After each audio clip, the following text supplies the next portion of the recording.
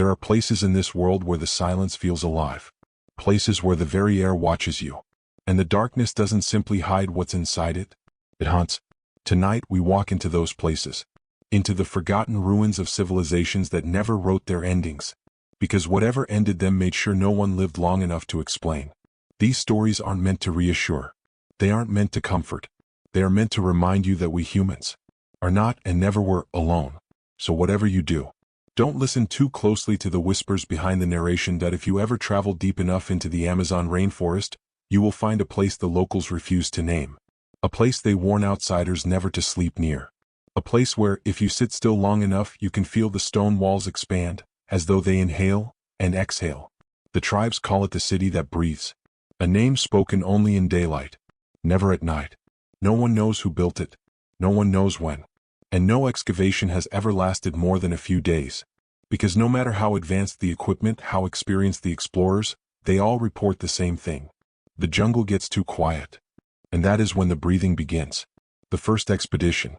The earliest written account comes from 1933. A small team of researchers trekked into the forest following rumors of a lost city with impossible architecture. On their second night, one of the researchers, Javier Morales, woke to the sound of chanting. But it wasn't chanting from humans. It had a texture, a vibration, something low and resonant that felt like it came from the stones themselves. Javier described it in his journal. It feels like the earth is humming through my bones. Like something deep beneath us is trying to speak. By morning, one of the team members had vanished. His empty sleeping bag was left behind, perfectly undisturbed. No drag marks. No footprints. Just absence. They searched for him for 2 days. And on the third morning, they found him standing inside the ruins. His skin was pale. His eyes, unfocused. His clothes damp as if he had walked out of a river. He didn't speak. He didn't blink. All he managed to say over and over was, "It hears me, it hears me, it hears me." He died the following night. The expedition packed up and left, abandoning everything but their notes. The jungle reclaimed the rest. Sometimes, the ruins remember more than we want them to. If you ever travel deep enough into the Amazon rainforest, you will find a place the locals refuse to name. A place they warn outsiders never to sleep near. A place where, if you sit still long enough, you can feel the stone walls expand, as though they inhale and exhale. The tribes call it the city that breathes. A name spoken only in daylight, never at night. No one knows who built it. No one knows when. And no excavation has ever lasted more than a few days. Because no matter how advanced the equipment, how experienced the explorers, they all report the same thing. The jungle gets too quiet. And that is when the breathing begins. The first expedition. The earliest written account comes from 1933. A small team of researchers trekked into the forest following rumors of a lost city with impossible architecture. On their second night, one of the researchers, Javier Morales, woke to the sound of chanting. But it wasn't chanting from humans. It had a texture, a vibration, something low and resonant that felt like it came from the stones themselves. Javier described it in his journal. It feels like the earth is humming through my bones. Like something deep beneath us is trying to speak. By morning, one of the team members had vanished. His empty sleeping bag was left behind, perfectly undisturbed. No drag marks. No footprints. Just absence. They searched for him for 2 days. And on the third morning, they found him standing inside the ruins. His skin was pale. His eyes, unfocused. His clothes damp as if he had walked out of a river. He didn't speak. He didn't blink. All he managed to say over and over was, "It hears me, it hears me, it hears me." He died the following night. The expedition packed up and left, abandoning everything but their notes. The jungle reclaimed the rest. Decades passed. Satellite imagery rediscovered the site, and a modern team was sent in 1989. They were better equipped, more experienced, prepared for danger. But nothing prepares you for a place that listens. The lead archaeologist, Dr. Helena Ward, kept an audio recorder running at all times. On the first night, the recorder picked up rhythmic patterns, soft, almost melodic, repeating every 12 seconds like a heartbeat. When slowed down, audio specialists claimed it resembled proto-language, something ancient, older than any known tribe. On the third night, the linguist on the team began sleep-talking in a language no one recognized. On the fourth night, the team radioed their base with the last transmission anyone ever heard. "We're not alone in here. It knows we're inside." The radio cut out mid-sentence. Now we go to the desert. Far from the jungle's humid darkness lies a place even more haunting. A city swallowed by sand. A city cursed so completely that even the wind refuses to speak its name. The lost Arabian kingdom of Ubar. Known by many as the Atlantis of the sands. But this isn't the Ubar you read about in books. No. This is the Ubar the archaeologists don't talk about. The Ubar they refuse to revisit. Because the ruins there do not stay still. When rescue crews arrived, there were no bodies. No equipment. No campsites. Just the ruins. Breathing. By morning, he had carved symbols into his own arms. Symbols identical to those on the ruins. He had no memory of doing it. When the city was rediscovered using satellite scans, the excitement was enormous. A massive expedition was organized. But the moment they broke into the underground chambers, something was wrong. The walls were twisted, bent as if some enormous pressure had pushed them inward. Stones melted and fused like they'd been exposed to impossible heat. And in the center of the chamber, a perfect circle. A depression carved into the floor, smooth as glass. Something had stood there. Something enormous. Something heavy. When researchers placed sound equipment inside, they captured low-frequency vibrations, like a massive heartbeat. But the creepier part? The pulse was irregular. Like it was breathing. Just like the jungle city. Artifacts found in Ubar showed carvings of deities with too many limbs, spiral-shaped eyes, and symbols that matched those found in the Amazon. Civilizations half a world apart worshipping the same entity. Researchers called it impossible. But the desert tribes knew. They warned the archaeologists, do not touch the gate under the sand. That is where the wind was born, and where it wants to return. There is a story, quietly passed between researchers but never published. One of the archaeologists from the Ubar expedition returned home after months in the desert. At first he was normal, shaken but fine. Then he began complaining of hearing the wind, inside his house, inside closed rooms, inside his car, inside his head. He said it whispered to him at night, repeating a single phrase over and over. Open the gate. His neighbors later reported seeing shadowy figures standing outside his home at night. Not moving, just watching. One night he disappeared. The police found his front door wide open. Sand covering the entire living room floor. No footprints in or out. Just sand. And silence. High in the mountains of Southeast Asia, where the air bites and the clouds cling low, stands a temple older than any nearby settlement. No inscriptions. No markers. No records of who built it. It simply exists. And for centuries, monks have refused to sleep inside its walls. Not because of ghosts. Not because of legends. But because the temple doesn't let you dream your own dreams. In 2005, a pair of researchers convinced local guides to let them stay overnight. They set up 2 separate sleeping areas more than 40 meters apart. But in the morning, both reported the exact same dream. A corridor beneath the temple. A massive stone door. A symbol carved into it, a spiral eye with too many limbs stretching outward. They described the same voice whispering through the cracks. You've come back. When they reported this, the locals refused to return. One guide told them, you did not dream. The temple remembers the ones who built it. And you walked their last steps. Later ground penetration scans revealed something terrifying. A structure beneath the temple far larger than the visible portion. Tunnels. Chambers. A massive circular room matching the archaeologist's dreams. Even though no one had ever been inside. After their night in the temple, one of the researchers began to change. He claimed he was having foreign memories. Memories that weren't his. He began sketching symbols in his notebook. Symbols he had never seen before but that matched carvings in Ubar and the Amazon. He started speaking a language he had never learned. Sometimes in his sleep. Sometimes while awake. One night he called his research partner in a panic. He whispered, I'm not alone in my head anymore. The call ended abruptly. He was never seen again. The storm didn't end that night. It didn't even weaken. By morning, the sky still churned like something enormous was clawing across the clouds from the inside, dragging streaks of lightning behind it. And below that angry sky, the forest seemed wrong. Not just dark. Not just cold. Alive. The trees moved against the wind. Not swaying, bending, turning as though listening. I had spent the whole night awake, replaying the story, the footsteps, the voice, the impossible shape on the riverbank. And when the faint morning light finally slipped through the cabin window, it did nothing to ease the feeling that something had followed me back. Something old. Something patient. I stepped outside and the world felt sick. Birds weren't singing. No insects. No wind. Just a thick, suffocating silence. And then I saw them, tracks. Not animal tracks. Not human.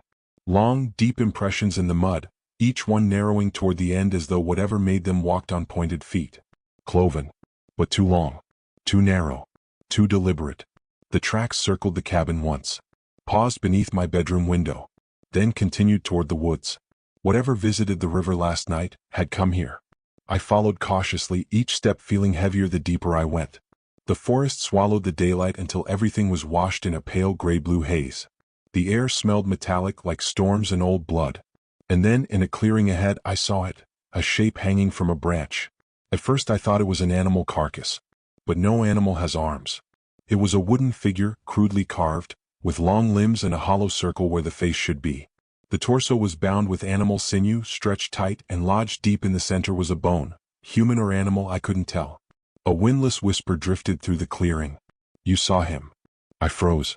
The voice wasn't directional. It seemed to come from everywhere at once. The branches, the ground, the air in my lungs. Then the figure turned. The wind hadn't moved. The tree hadn't shifted. The figure simply rotated on the rope until its empty face pointed toward me. Something sharp snapped behind me. I didn't look. I ran. Branches tore at my clothes, the forest cracking open like it was screaming. I didn't stop until the cabin came into view, and then froze again. Someone was standing on the porch. Tall, thin, facing my door. His silhouette was impossible to read through the fog, but I knew. It was the same figure I saw at the river. Slowly its head turned toward me, joints cracking like old wood. I whispered, "No, no, no." Then it stepped forward. I didn't wait to see the second step. I bolted around the cabin and straight toward the old path that led into the hills. Anywhere but here. But the deeper I ran, the more the world shifted. Trees were not where they should be. Stones were rearranging themselves. The forest was folding, redirecting me. Then I reached another clearing. Inside it lay something that made my breath stop. Ruins. Not modern. Not recent. Ancient. Circular stone pillars, partially buried. Symbols carved deep into the ground. A stone altar, cracked down the middle like something had exploded outward from within. And above it all, carved into the largest stone, I saw a symbol that chilled me to the bone. A circle. With two long points extending downward. The same shape as the tracks. And then I realized something worse. The ground around the altar was still warm. Something had been here. Very, very recently. And I was no longer alone.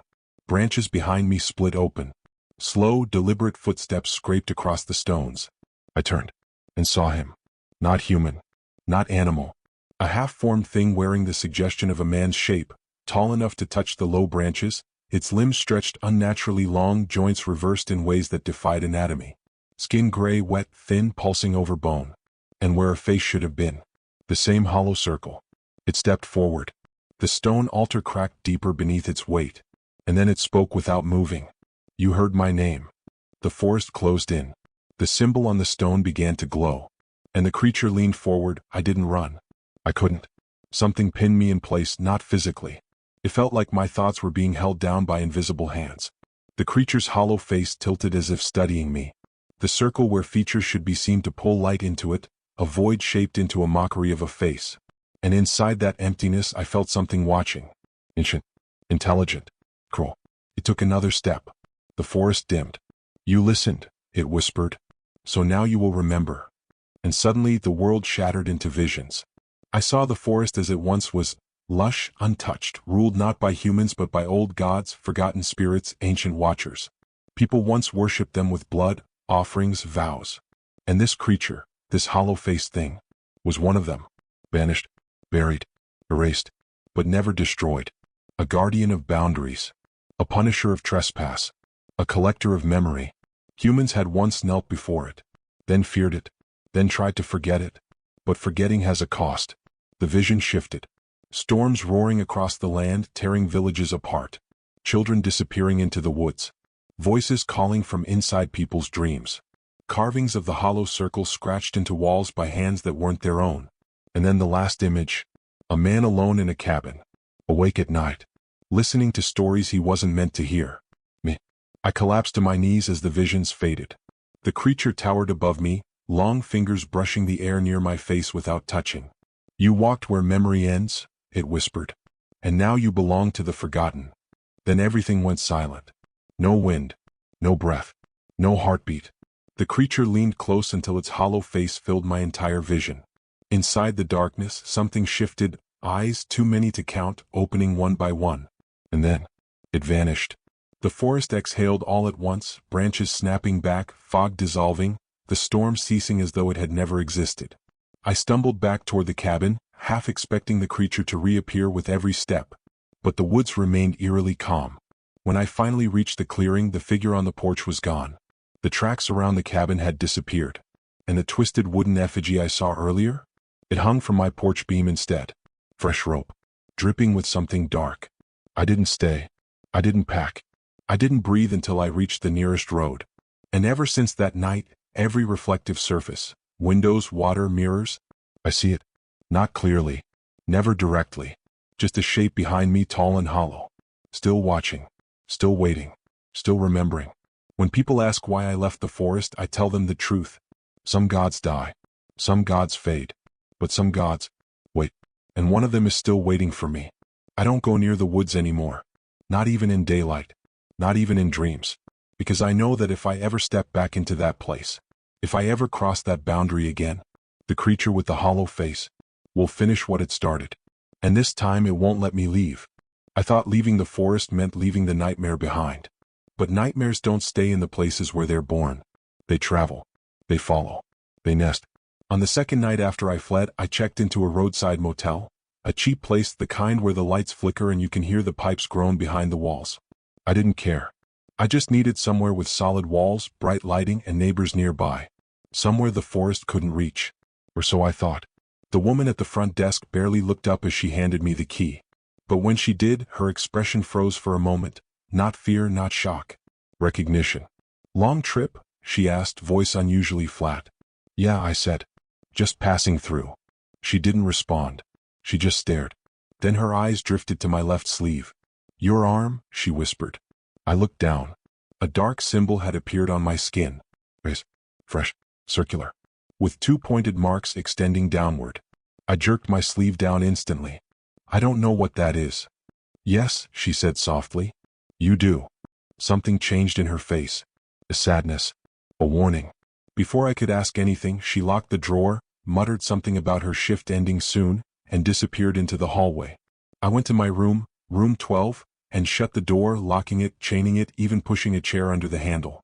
The room felt safer than the forest, but only barely. I turned on every light. I opened the curtains. Then closed them again. I didn't want anything looking in. I sat on the bed and rolled my sleeve up again. The mark was clearer now, almost pulsing, as though ink had been poured beneath the skin. And then, the lights flickered. Once, twice, then went out completely. I froze. The room filled with a suffocating darkness. Not normal dark. Not the absence of light. This darkness felt thick, like it had weight. The air grew colder. The bed frame creaked under invisible pressure. And beneath the hum of the motel's old AC unit, I heard breathing. Slow. Behind me. I didn't turn around. I couldn't. The breathing grew closer, warm against the back of my neck. Then a voice, dry, cracking, impossible, slid through the darkness. "The mark remembers you." Every muscle in my body locked. My chest burned with panic. Then the voice leaned closer. "And now, you will remember me." The room exploded with images. Flashes of dark forests, underground temples, screaming faces, hands clawing from the earth. The hollow-faced creature towering over ancient worshippers. People offering their memories, their lives, to it. And then I saw him. The creature. Walking. Searching. Following the trail of the mark. Right to my motel door. The visions vanished. The lights flickered back on. Silence. I was alone again.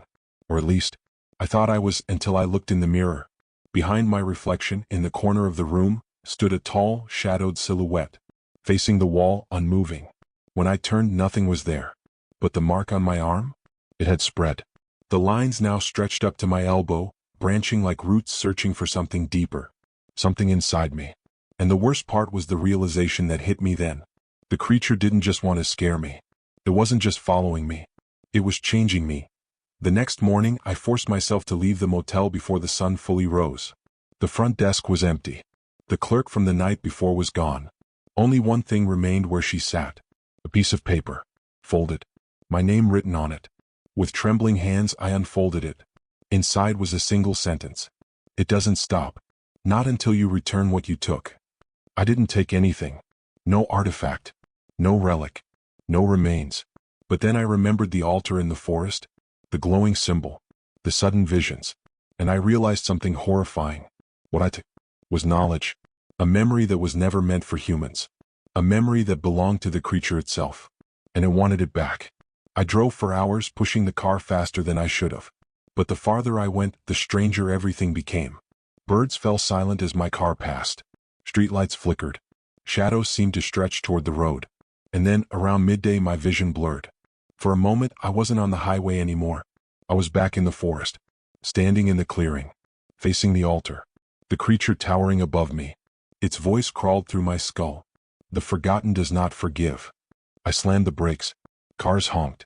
The world snapped back. I was still on the road, but my hands were shaking violently. I pulled over and tried to catch my breath, but pain ran up my arm. I ripped my sleeve back and almost screamed. The mark had reached my shoulder. The circular shape was now forming across my collarbone, the two downward points creeping toward my chest like claws. The mark wasn't a symbol. It was a mouth, a doorway, and it was opening. By the time night fell, I could barely focus on the road. Every few minutes I saw something in the rearview mirror, not clearly but enough to know I wasn't alone. A tall shape, walking on the highway, following me, step after step, mile after mile, never stopping. I reached the edge of another forest. Not the same one, but dense, dark, silent. And there, standing on the tree line, was the silhouette. Waiting. Not hiding. Not stalking. Inviting. My chest tightened. The mark burned. And then the creature's voice echoed inside my skull once more. You carry what is mine. I stepped backward. My legs trembled. Then the forest itself seemed to whisper, 1,000 dry voices merging into one. Return, the memory. The wind died. The air froze. The trees leaned forward like listeners. And then I felt it. Something inside my mind. Something heavy. Foreign. A memory that didn't belong to me. The creature wasn't hunting me. Not exactly. It was coming to collect. I turned to run, but my legs didn't move. The mark pulsed. My heartbeat synced with it. My vision blurred. And then, darkness. A cold hand on my shoulder. A hollow face leaning beside mine. Open. The mark on my chest split like cracking stone. I screamed, and the world went silent. When consciousness returned, it didn't come gently. It tore its way in, sharp, splintering like broken glass pushed through my mind. I opened my eyes. I wasn't in the forest. I wasn't in my car. I wasn't anywhere I recognized. I was standing in a massive stone chamber. Ancient, cold, built of dark blocks that seemed to absorb light rather than reflect it. The air tasted metallic as if filled with dust from centuries of decay. Torches lined the walls, but their flames burned black. They didn't illuminate. They only made the shadows thicker. At the center of the chamber was an altar. The same design as the one in the forest, but older. Much older. And surrounding it were statues. Dozens. Maybe hundreds. But they weren't carved. They were people. Human bodies, calcified, preserved in mid-scream, arms reaching out, faces twisted with terror. Frozen at the moment something took everything from them. Not their lives. Their memories. Their identities. Their souls. A voice slithered through the chamber. You brought it here. I spun around. My heart slammed against my ribs. The creature stood behind me. Taller than before. More solid. Less shadow and more flesh now, if you could call that twisted, sinewy form flesh. Its face was smooth, featureless, except for the hollow indents where eyes should have been. The darkness inside them swirled like ink in water. The symbol on my chest burned. You carry the memory of the first offering. I shook my head. I don't want it. Take it. Just take it and let me go. The creature approached, joints cracking, long limbs folding like broken branches. It isn't yours to relinquish. I backed away, hitting one of the petrified figures. A stone arm snapped off and shattered on the ground. The creature tilted its head. They kept their memories. You stole one. I didn't steal anything. I yelled. The chamber trembled. A low, rumbling sound, like the earth groaning. Entering the threshold is claiming, the creature whispered. Seeing is taking. Knowing is binding. My mind replayed the moment I touched the altar in the forest. The vision, the symbols, the ancient ritual. I hadn't just seen something forbidden. I had inherited it. A memory of a time when humans still offered their minds to something older than gods. Something that fed on identity. Something worshipped not out of faith but fear. I swallowed hard. Then take it back. The creature's hollow eyes widened. It cannot be taken. Silence. A heavy, suffocating silence. It must be given. My knees buckled. What do you mean? The creature stepped closer. Its voice was almost gentle now. To return the memory, you must become what it made. Before I could ask what that meant, the chamber walls cracked open, revealing a swirling darkness beyond, like a void waiting to swallow the world. The creature extended its hand. Give back what you hold. My heart pounded. Every instinct screamed to run. But the mark on my chest burned so violently that I fell to my knees. And in that moment, I realized something horrifying. The creature wasn't threatening me. It was offering a choice. A terrible one. Either let the memory consume me and become what the others became. Empty, hollow, fossilized. Or embrace it. And become something else entirely. Something not human. Something ancient. Something forgotten that I don't know if it was fear or weakness, or the inevitable pull of whatever lived inside the mark, but I reached out and placed my hand in the creature's. The chamber shook. The torches flared, black flames whipping like serpents. The statues cracked. Dust rained from the ceiling. And then, everything fell silent. The creature's voice seeped into my mind like smoke through cracks. You have carried the first memory. Now carry the last. A shockwave ripped through my body. The mark on my chest burst open with a blinding light. Not physical light. A memory tearing itself free, screaming, clawing its way out. Scenes blitzed through my mind. Long before recorded time. Before written language.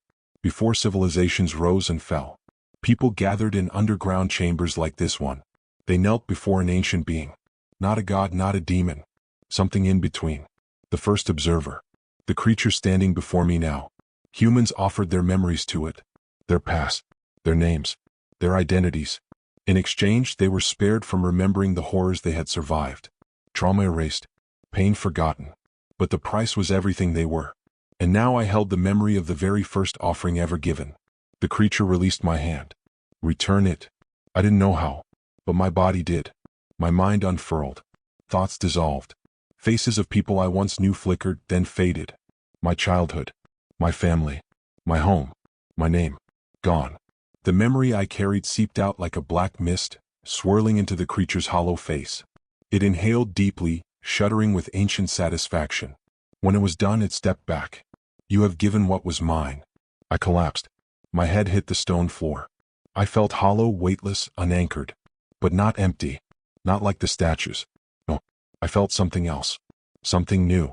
The creature leaned close, its voice softer now. You have offered what the others could not. My vision blurred. My hearing dimmed. Only the creature's final whisper remained. You are no longer hunted. You are remembered. You are the last apostle. The chamber faded. The torches went out. And when I woke, I was back in my car, parked on the side of the highway. No forest. No creature. No mark on my skin. Just an emptiness where my memories should have been. I tried to remember my name. Nothing. I tried to remember where I was going. Nothing. But one thing remained. A whisper in my mind, not my voice. The forgotten do not forgive. But they do replace. And in the rearview mirror, reflected in the back seat, I saw a silhouette. Not moving. Not threatening. Just watching. Waiting. Remembering. And I finally understood. The creature did not take my identity. Gave me a new one. One that would outlive me. Outlive the forest. Outlive everything. The last apostle of the forgotten. The final bearer of ancient memory. The beginning of something that was never meant to return.